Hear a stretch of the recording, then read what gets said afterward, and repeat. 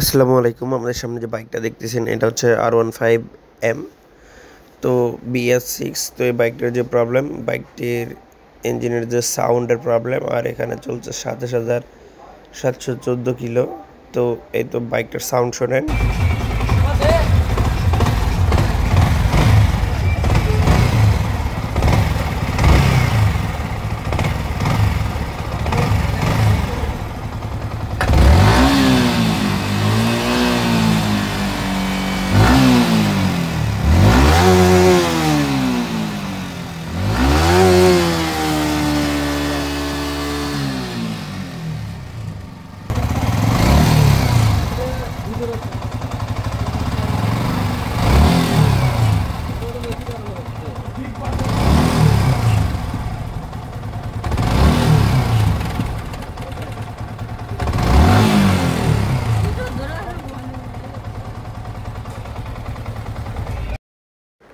এটা বাইকটির সাউন্ড শুনলেন। এবার দেখেন বাইকটির হচ্ছে চেইন ক্র্যাঙ্কের অবস্থা।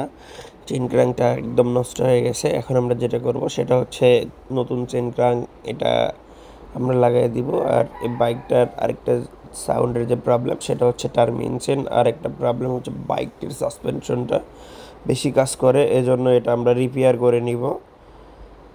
তো আমরা টার্মিন চেন চেঞ্জ করতে গেলে অবশ্যই কিন্তু কুলেন্ট ড্রেন দিতে হয়। এটা যারা কাজ করেন বা যাদের বাইক আছে তারা অবশ্যই জানেন। এই যে এখানে আমরা ওয়াটার পাম্পটা এটা আমরা খুলে নিছি। আর খুলে নেওয়ার পর এখন যেটা করব সেটা হচ্ছে মেশিন দিয়ে আমরা ম্যাগনেট সাইড এবং ট্যাপিট কাভার এগুলো কিন্তু আমরা খুলাই নিচ্ছি। এই যে দেখেন। তো এই বাইকটার এর আগে হচ্ছে ক্লাস প্লেট চলে গিয়েছিলো, যাওয়ার কারণে এটা হচ্ছে ইঞ্জিনের ভিতরে কালো হয়ে গেছে। তো যাই হোক, আমাদের প্রবলেম যেটা আমরা সেটা এখন ওকে করে দিব। এই যে দেখেন, এটা হচ্ছে ক্লাস প্লেট চলে যাওয়ার কারণে এই প্রবলেমটা ঘটে। তো এখন আমরা যেটা করবো সেটা হচ্ছে ম্যাগনেট সাইডটা পুলারের মাধ্যমে আমরা খুলে নিব। আর পুলারের মাধ্যমে খুলে নেওয়ার পর আমরা এখানে যেহেতু ম্যাগনেটটা খুলতেছি, ম্যাগনেটের যে নাটগুলো আছে এগুলো কিন্তু অবশ্যই চেক দিব। এই যে দেখেন টার্মিন চেন এটা একদম আমরা নতুন নিয়ে নিছি। এখন এটা আমরা লাগাবো। এই যে দেখেন, এটা আমরা লাগাই নিচ্ছি।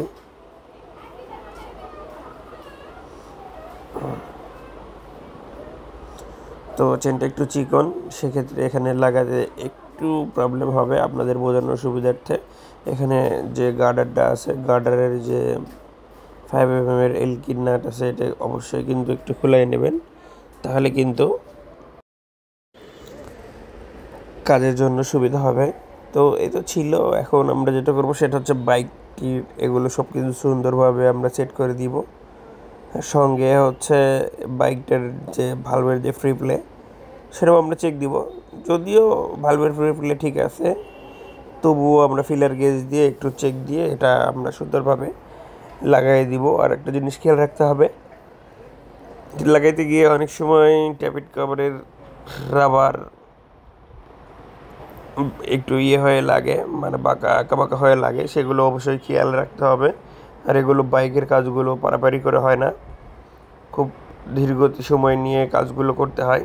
তো এগুলো আমরা সেট আপ করে দেওয়ার পর ফাইনালি কিন্তু আপনাদেরকে কমপ্লিটলি সাউন্ড শোনাবো।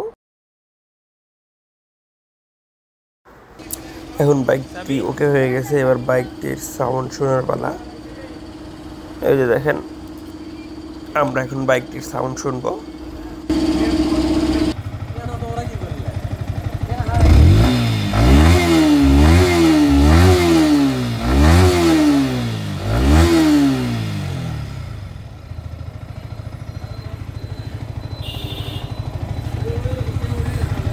তো এই তো বাইকটির সাউন্ড শুনলেন। অবশ্যই কিন্তু আপনাদের মূল্যবান মতামতগুলো কমেন্টসের মাধ্যমে জানাবেন। ধন্যবাদ।